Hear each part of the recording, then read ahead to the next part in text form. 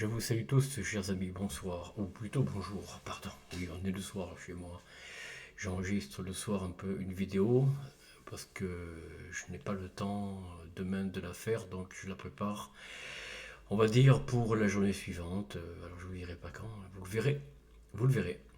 Alors d'abord, j'espère que vous allez bien, chers amis. Moi ici à Vitré, tout va bien. Nous sommes donc le soir, je vous disais, hein. Voilà, parce que j'ai divers rendez-vous de demain de la journée, je serai pas là du tout, pratiquement, voilà. Ou peut-être aussi pour la mettre en ligne, enfin, pour le lendemain, quoi. Alors voilà, au moment où vous l'écouterez, cette vidéo, nous ne serons pas le 11, mais le 12, je suppose. Je pense qu'elle sera mise en ligne le 12. Alors, pour les nouveaux que je remercie d'être là, qui découvrent la chaîne, je vous invite, à vous les nouveaux, mais aussi les anciens, parce qu'il y en a beaucoup. Je sais qu'il y en a beaucoup qui regardent mes vidéos, mais qui ne s'abonnent pas, qui ne partagent pas, qui ne likent pas, qui ne mettent pas un pouce, qui n'activent pas la clochette. Alors à tout cela, je leur dis, faites-le, faites-le. Ça prend quelques secondes, ça vous coûte pas grand-chose. C'est bien d'être un spectateur, mais c'est quand même mieux d'être un acteur, vous savez. Être un acteur, vous participez à la chaîne, vous participez avec vos tripes, enfin, vos talents, votre colère, vos incompréhensions, ou vos compréhensions, ou votre calme, votre côté zen peut-être aussi, enfin je le souhaite, hein. Un peu de bruit. Alors nous allons continuer aujourd'hui la suite de la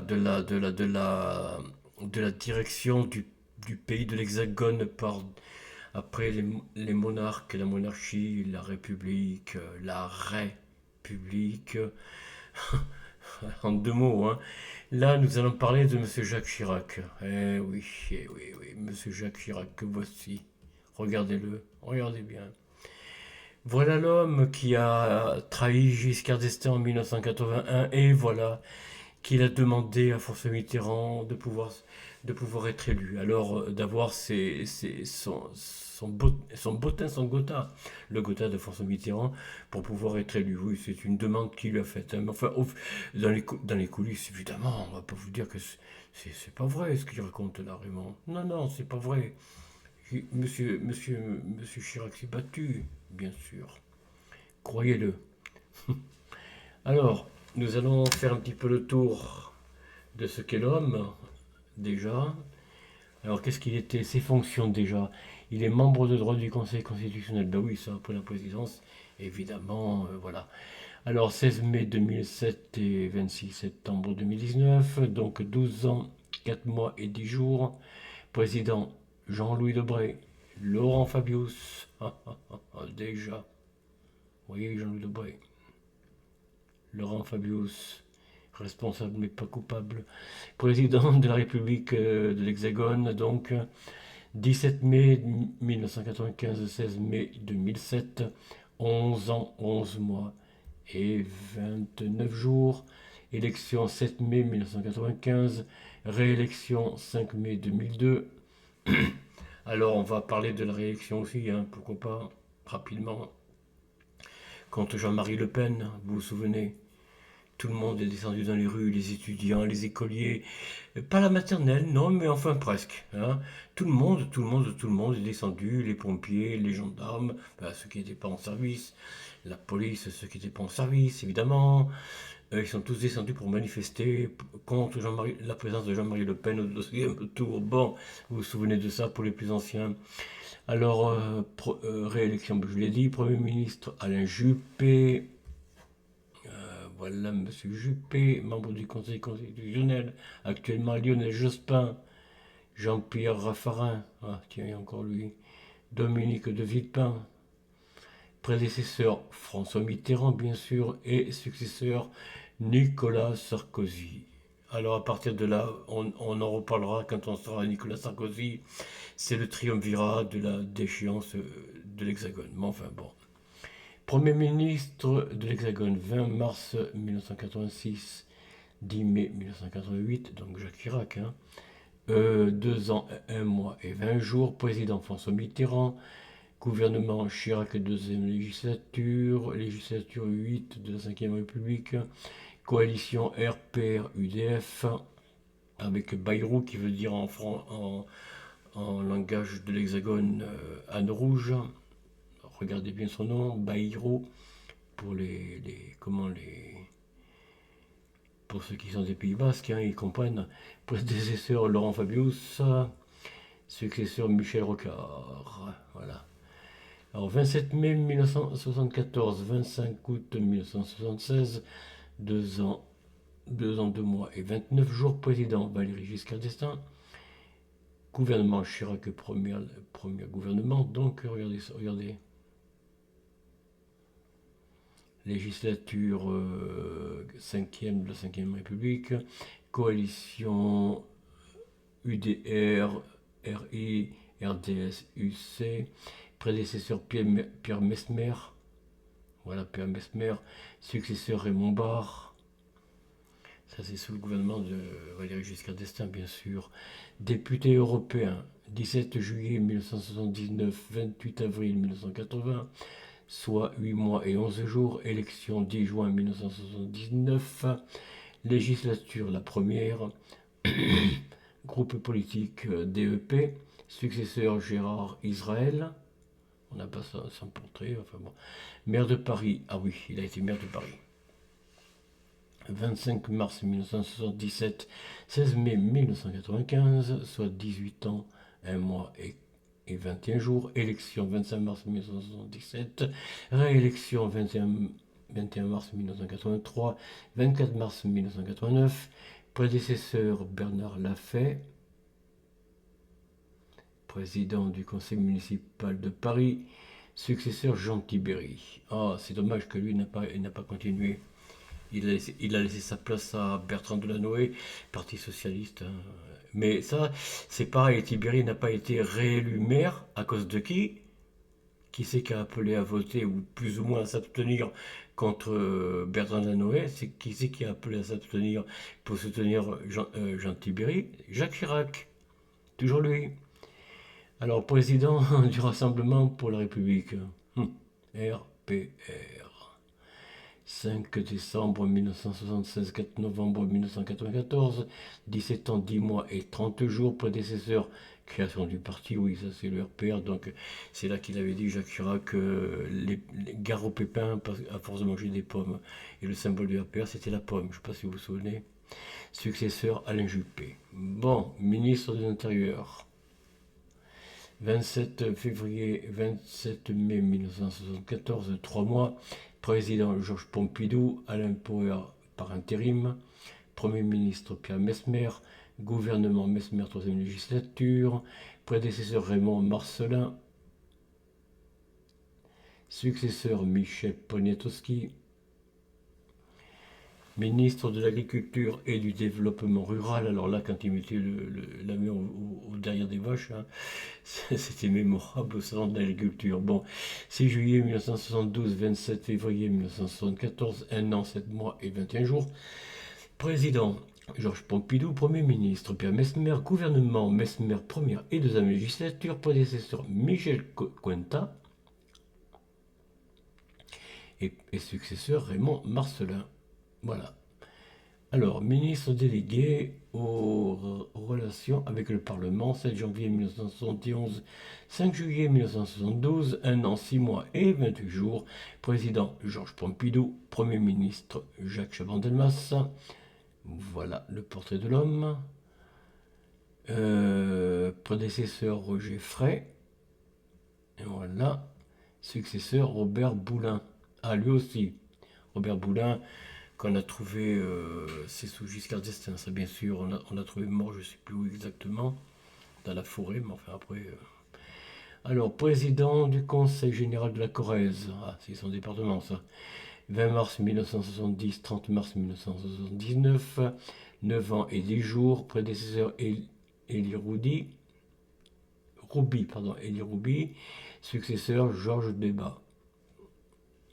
Alors, secrétaire d'État à l'économie et aux finances, 31 mai 1968, 7 janvier 1971, soit 2 ans, 7 mois et 7 jours.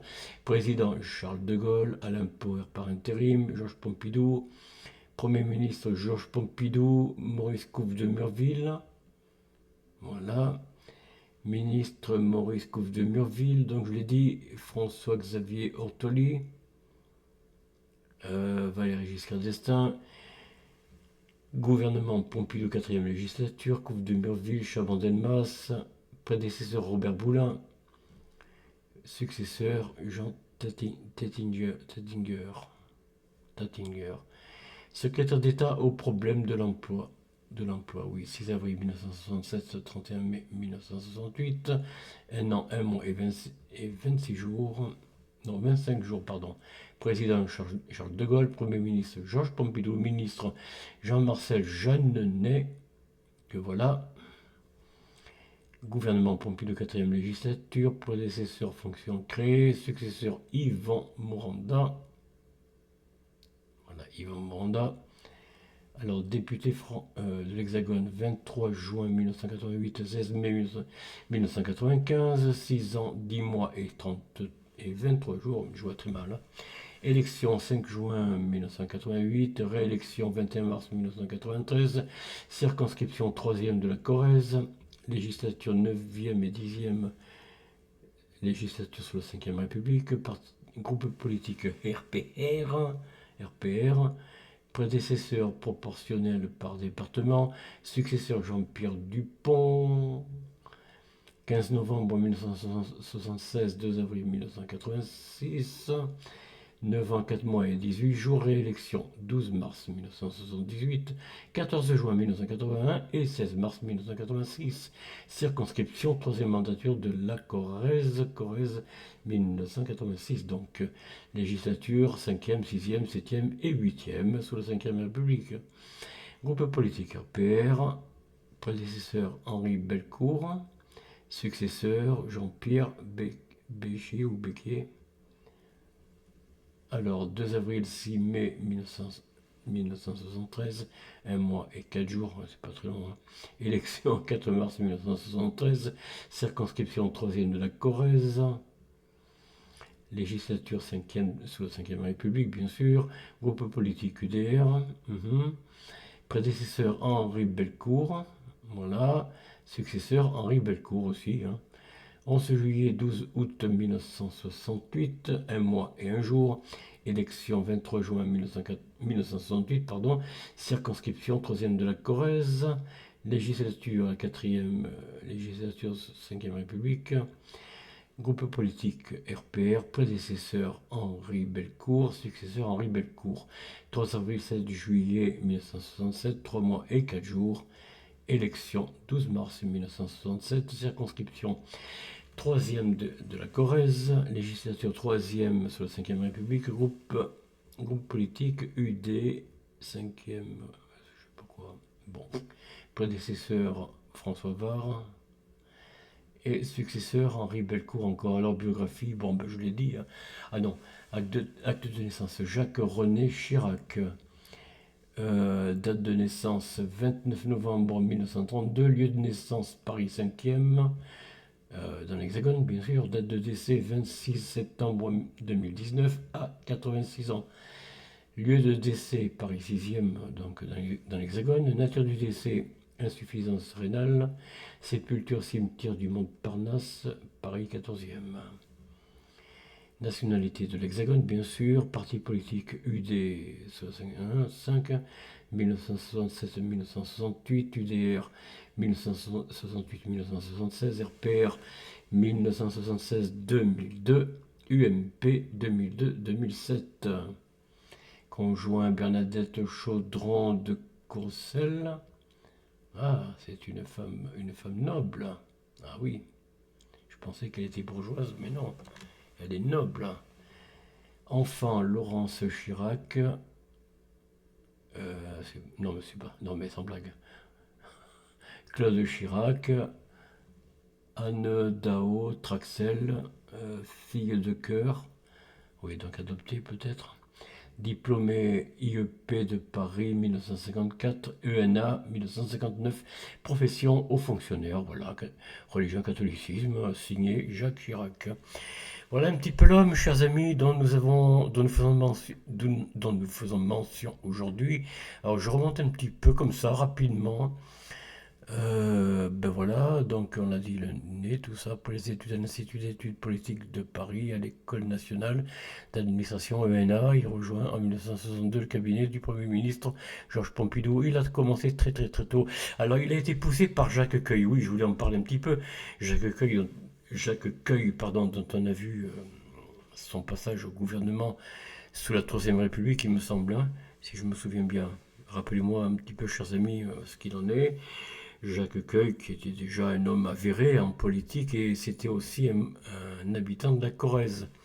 Et c'est là qu'il a rencontré, ou plutôt Jacques Chirac a rencontré Jacques Cueil, qu'il a pris sous sa protection, et puis voilà, quoi, il a forgé le caractère du futur président de la République, voilà, de facto, comme on dit, hein, toujours. Tous les présidents sont de facto, et non pas à leur situation personnel patronyme. Le patronyme Chirac désigne une personne originaire de Chirac, justement, j'allais vous le dire. Chirac étant un lieu dans la Corrèze, je crois, et même on le trouve dans le Cantal. Je crois qu'on trouve un lieu qui s'appelle Chirac aussi. Il me semble un village ou une petite ville, hein, je ne sais plus.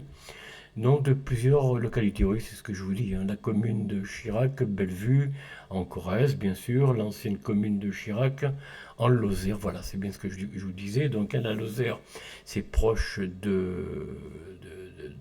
Cantal, hein, voilà, du Cantal. Bourg-sur-Cologne, la commune de Chirac en Charente, ou un hameau de la commune de Chanteuge en Haute-Loire. Le toponyme lui-même est typiquement occitan. Il est prononcé chiac, chiac, chiac, chiac, chiac, chiac, chiac. Je ne sais pas trop le prononcer. C'est là, chers amis, hein, voilà, je vous le montre, hein, regardez. Voilà, c'est là. Bon, s'il n'y avait pas ça, ce serait bien, mais bon, voilà. Et représente l'évolution régulière du bas latin canu, éboulement de roche ou du pré-celtique Car-Pierre. Bon, Jacques Chirac parle ainsi de son patronyme, le représentant comme Limousin. Bon, ascendance né à la clinique de la rue Geoffroy-Saint-Hilaire, bon, dans le 5e arrondissement de Paris. Jacques-René Chirac est le fils par accident de François Chirac, 1898-1968, médaillé de la Croix de guerre 1914-1918, décoré de la Légion d'honneur, employé de la Banque nationale pour le commerce et l'industrie BNCI, directeur général de la société Henri Potez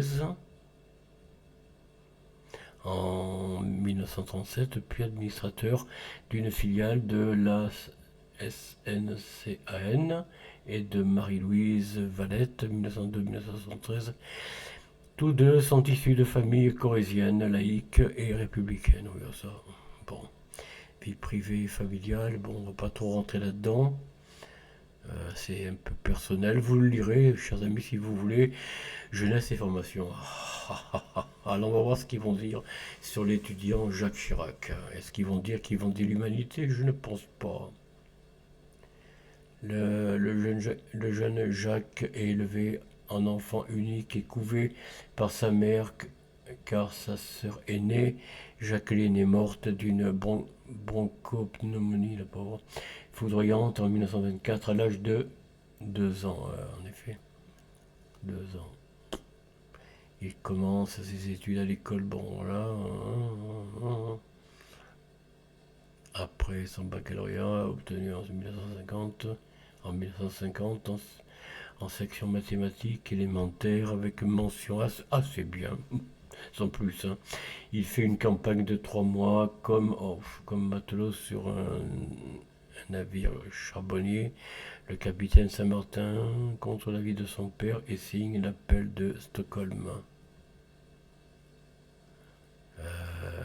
Contre l'arme nucléaire, oui, lancée depuis Stockholm, d'accord. Ouais, bon. Oui, Jacques Chirac était de gauche, hein, au départ, bon, enfin. Et voilà. Une étude toc, mathématiques supérieures, première année de classe préparatoire scientifique au lycée Louis-le-Grand, études Sciences Po et vie familiale. Non, il ne parle pas trop de la rencontre avec Jacques. Voilà. Ah, ça y est, si, quand même. Voilà, voilà, voilà. Voilà, regardez, écoutez bien, c'est intéressant. Envisageant finalement une carrière dans l'administration, il intègre en septembre 1951 l'Institut d'études politiques de Paris IEP. Durant cette période, brièvement, il milite dans la mouvance du Parti communiste, avec notamment le futur éditeur Christian Bourgeois. Zut alors. Il vend l'Humanité rue de Vaugirard et participe au moins à une réunion de cellules communistes. Comme il l'a raconté, ayant signé l'année précédente l'appel de Stockholm, d'inspiration communiste, voilà, je m'en doutais, hein, il se voit interrogé lorsqu'il demande son premier visa pour les États-Unis. Il est ainsi auditor, étudiant-auditeur libre de la Summer School de Howard en 1953 et voyage dans la foulée pour parcourir les États-Unis. Il s'y fiance avec une jeune fille de Caroline du Sud, dont il est tuteur de latin, Florence R. Ah, il n'y a pas l'image, dommage. Euh, Jacques Chirac et Jean-Luc Barré. Non, une jeune fille de Caroline du Sud, je l'ai dit, donc il est tuteur de latin, Florence Erlini. Mais les jeunes gens doivent rompre sous la pression de leurs familles respectives. Bon, ça que voulez-vous, hein.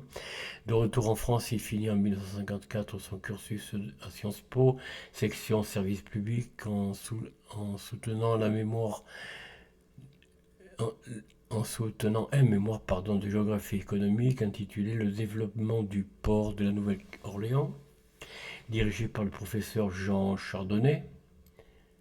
Ils sont ainsi troisième sur les 139 de sa promotion, avec la mention bien. De nombreuses années plus tard, lors de l'ouragan Katrina, d'août 2005, Jacques Chirac, qui se trouve à l'hôpital, s'intéressera à la catastrophe qui touche particulièrement le sud de la Louisiane, en écho à son mémoire, mentionnant notamment les risques d'inondation de cette région. Bon, service militaire et guerre d'Algérie, bon, on passe un petit peu. Mais il ne parle pas de Jacques Cueil. C'est étonnant. Qui c'est ça? Pierre Curie, Koenig, d'accord. Maréchal de l'Hexagone 4 étoiles, vous voyez. Ça, c'est pas De Gaulle, hein. Enfin bon. Voilà. Alors le grade d'officier lui est refusé. Il est affecté tout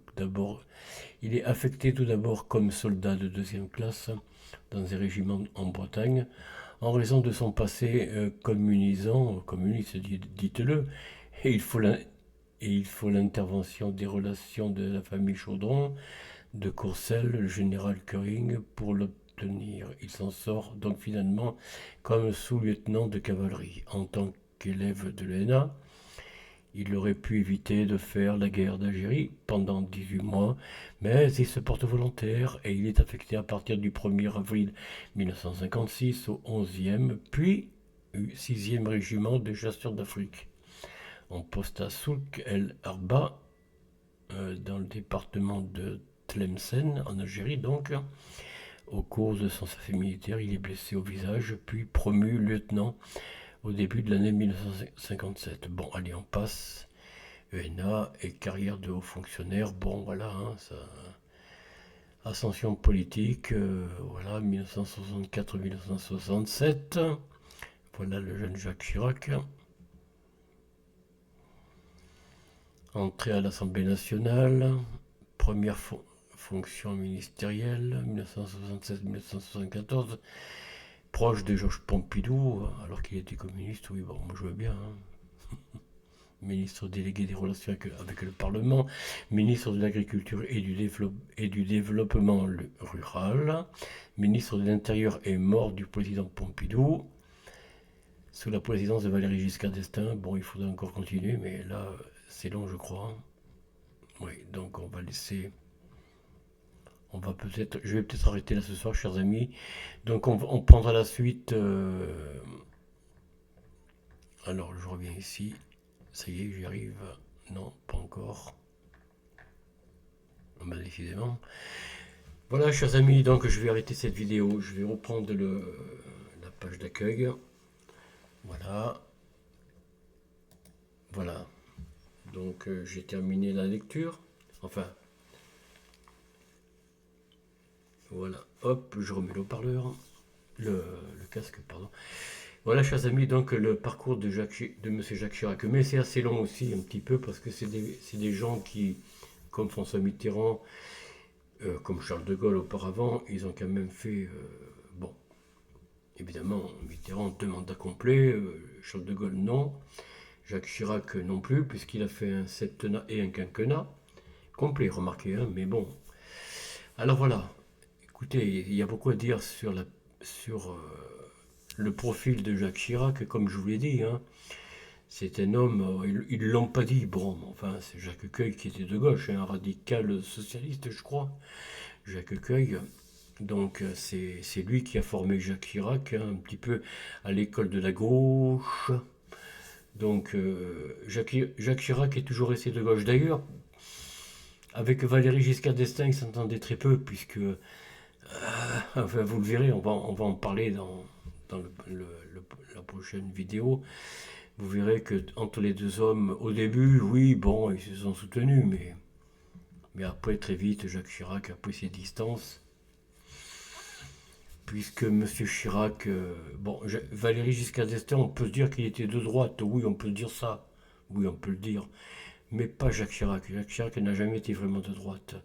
Il a peut-être un peu tué ses préférences, il a voulu même étouffer son passé communiste, mais vous savez, hein, chasser le naturel, il revient au galop, hein, et ça, on l'a bien vu durant son parcours politique, où il n'a pas cessé d'avoir des réflexes de gauche, hein.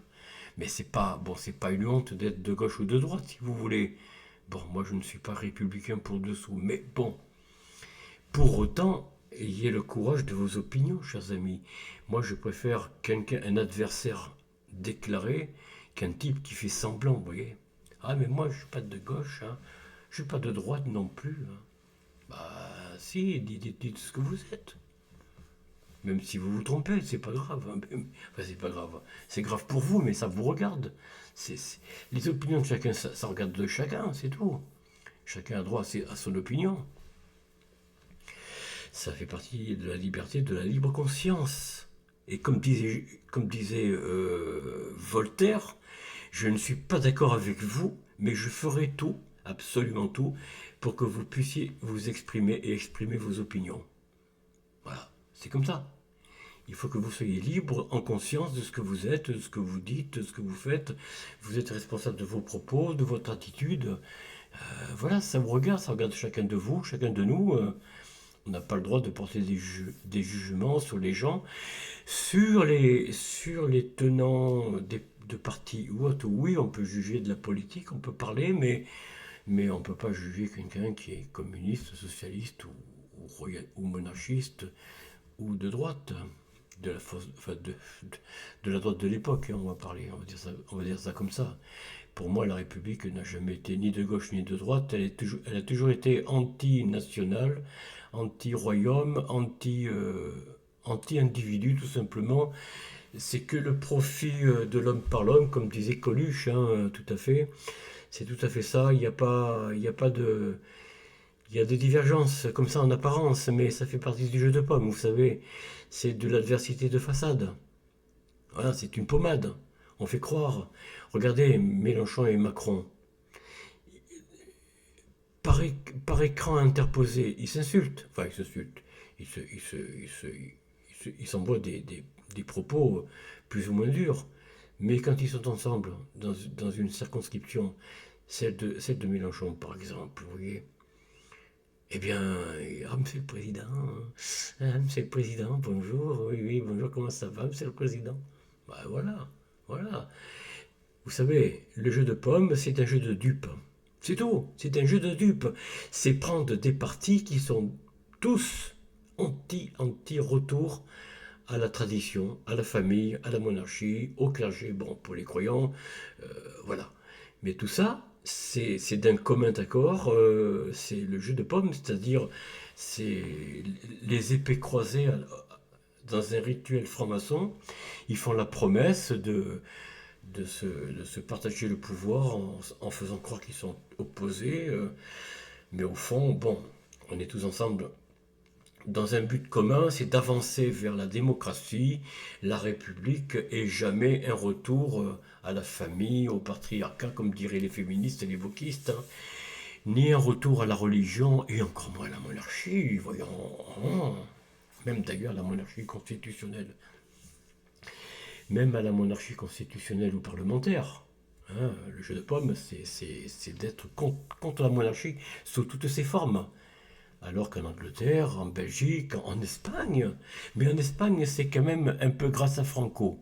Il faut le dire, hein, il faut lui rendre cette justice. Franco, il a remis le roi sur le trône d'Espagne. Sinon, l'Espagne ne serait pas ce que vous connaissez aujourd'hui, hein. Ce ne serait probablement pas un pays aussi uni, aussi... bon, il est dans l'Europe, c'est vrai, il est dans les 27 pays membres. Bon, mais voilà, mais sinon, il y a quand même un roi. Il y a quand même un roi. Bon, en Italie, il n'y a plus de roi. Ça, déjà. Et il n'y a pas très longtemps, hein. Enfin, il n'y a pas très longtemps. Il y a plus de 60 ans qu'il n'y a plus de roi, mais enfin, déjà, c'est pas très ancien, quoi, si vous voulez. En France, alors. N'en parlons pas. En Allemagne, ça fait très longtemps aussi qu'il n'y a plus de roi, hein. Mais surtout, surtout l'Hexagone, enfin la France, oui, bon, allez. Voilà, chers amis, cette vidéo s'achève. Je vous souhaite à tous une bonne journée, d'être heureux en famille, d'être heureux entre amis, sur votre lieu de travail entre collègues, camarades. Et puis, ma foi, soyez heureux autant que vous pouvez et gardez la bonne santé. Vous savez, la prison moderne, je suis en train de regarder un film, ça m'a fait réfléchir. Enfin, plutôt, ça m'a éveillé certaines choses que je connaissais déjà, mais auxquelles je pensais moins. C'était que la nouvelle prison, pardon, la prison, non, la prison du futur, c'est votre esprit. Eh oui, eh oui. Pour pouvoir, ils ont réussi à emprisonner le corps. Bon, ça vous le savez, ils vous empêchent d'aller dans des parcs quand il y a un ouragan, quand il y a deux petites branchettes qui tombent. Mais ils formatent votre esprit.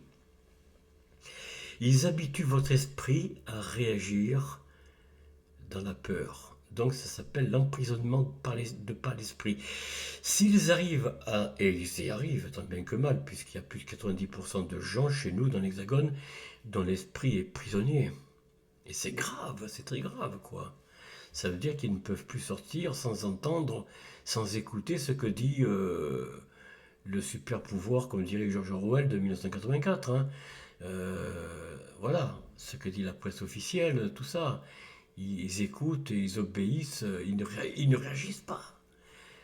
Ils ne réagissent pas. Moi, je bois le café de temps à autre dans des cafés différents, mais je vois les serveurs ou les patrons, ils ne réagissent pas. Ils sont la tête, les yeux sur l'écran, un écran de télévision, BFM TV généralement, ou alors RTL TV, peu importe. Et ils sont là. Alors lui, celui auquel je vais le mardi matin, il a tout le temps la tête dans le journal.